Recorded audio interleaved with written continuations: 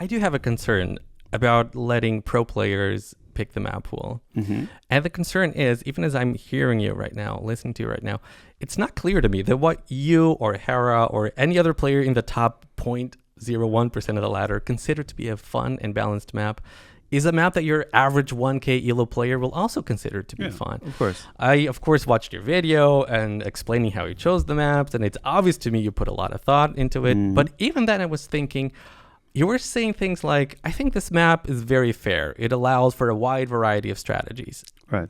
But does the average player really care that much about fairness in a map? I mean, there's a reason all those T90 community games and Forest Nothing and tiny map games are so popular, right?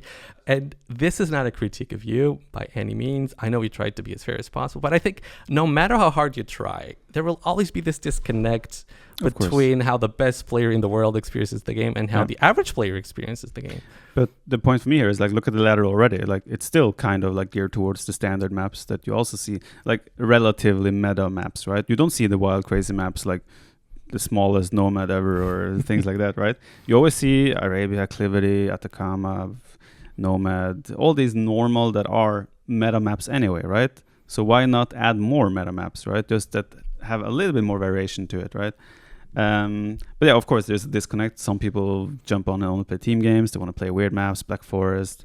Amazon Tunnel, I believe it's one of the most exactly. popular. Do you like Amazon Tunnel, Viper? I actually don't mind it. Oh, all right. In 1v1 it's horrible, but in team games I think it can be pretty fun. Okay. But point being, yes, there will always be people that have different preferences, right? That's just how it's going to be. Some people prefer a closed map pools. Some people prefer open. Some people want all 7 maps to be nomad, right? It is what it is. We can never be happy, all of us. But that's why I think we need more variation. So like if we could have 15 maps, everyone will have 1 or 2 or 3 maps that they would like to play. And they can assign their bands to make sure they get... I mean, I'm sure from a 15 map pool, there's going to be like 6 maps you're fine playing, I would assume. So I'm sure you can be able to get that. It depends. You know, this is the one thing I personally find it very hard to talk about the matchmaking and the map pool because we just know so little about player preferences, you know? And we're talking about, I think when the 1v1 ladder, it's the one I'm most familiar with, has 40,000 players playing a game per month. So every month there are 40,000 players playing at least one ranked game. But we have barely any stats. I mean, when we're talking about the balance in the game, for example, just an example, there's so much information out there. You have unit stats, you have win rates per elo, win rates per civ, tournament games, lots of stats. We have nothing on the matchmaking. So, for example, I'd love to know how many people are really only willing to play one map and will dodge everything else. Okay. I suspect it's a much lower number than a lot of people are thinking. At least a lot of older folks like us who used to play only Arabia on Bobo. How many people are using all their 3 bans for every single map pool? How many people don't ban anything or ban only one map? How many people are frequently changing the favorite map? You know, we know none of these things. And because of that, we're mostly making assumptions when we're talking about the map pool. That's my feeling. Yeah, I don't know how, like, if they have the stats on, like, ban, how many people are banning, changing all I this stuff. hope they have them. Yeah, but I was told when I was choosing the map pool, like, okay, so these and these and these 3 maps are the most popular that people prefer. So we think they should be in the map pool, but I still had creative freedom to, like, if I wanted to move. That would be Arabia, Arena, Nomad, I think, for 1-1. For the 1v1 Nomad. Maybe it was Mega Round. I don't remember. You didn't pick a single no TC start, did you?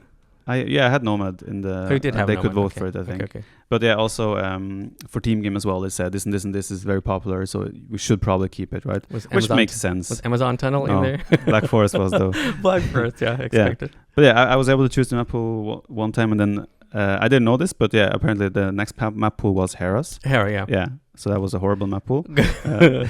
No, I think his map pool was also pretty good. But again, you can see the restrictions, right, in what we can choose from. So that's the next step now, in my opinion. Get more, like, allow us to use custom maps in the map pool as well, and expand the map pool. Again, I don't know the restrictions, like, in terms of, like, is it actually Forgotten Empires that is doing this? Is it Relics? There's a very important point there that I think is never made. But this is something Cision has brought up to me in an interview in my show. If you want to check it. Yeah, but the whole infrastructure that Age of Empires 2 uses is actually managed by Relic Link. So I believe, and I'm actually pretty sure, that Forgotten Empires does not have the full control and full authority over what changes can be made. I mean, I don't know how much of a barrier this is. Maybe it's just as easy as going, hey, I want to have this, and they do it.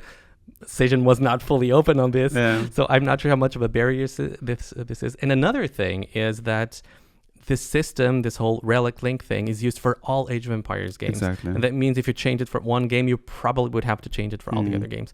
Now, you probably are more familiar with this than me, but what about Age of Empires 4? Is the system exactly the same than we have in Age of Empires 2? I mean, I'm not sure how much they've changed. I haven't played it for a while now, so I don't know. Sorry to put you on the spot again.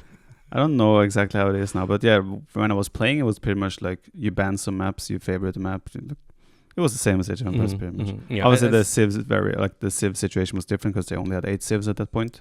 6 civs, maybe 6 civs. But yeah, it's very different, but at the same time, it's also very similar. So I imagine there's something to it, that everything is kind of under the same umbrella and they're all kind of restricted by the same things. And I'm not sure if they can open the doors for one game and without having to do something with the other game as well. So who knows? But yeah, like I said, they know. Like the good thing anyway is that it's clear that they're listening, right? Right. 2 days after I made the video, they reached out to me, right? So it's clear that they are listening to what we're saying, they're listening to what the community is saying, and they are aware of this, and they want to probably make changes. And I mean, I did bring up like, why can't we have custom maps to them? And they were like, they did tell me that, yeah, they're looking into it. Okay. Essentially, so hopefully down the road. So we talked about, so the one thing we do know about the matchmaking system is how many people actually do play each month. And again, I haven't followed these numbers like religiously, but every time I do remember to check them, that number is around 40,000 for the 1v1 ladder and 70,000 for the team game ladder. And it feels like it has been like that for a long time. So my assumption, there you go, it's only assumptions, is that because the numbers haven't changed all that much, they're not going down, they're not going up. The devs look at it and go like, well, numbers are not going down. Seems like the system is doing well enough. Let's just keep it as it is. You know, that's the feeling that I get. They don't want to risk things. Because again, you mentioned bringing more maps. That's for sure going to increase queue times. For sure. Why though?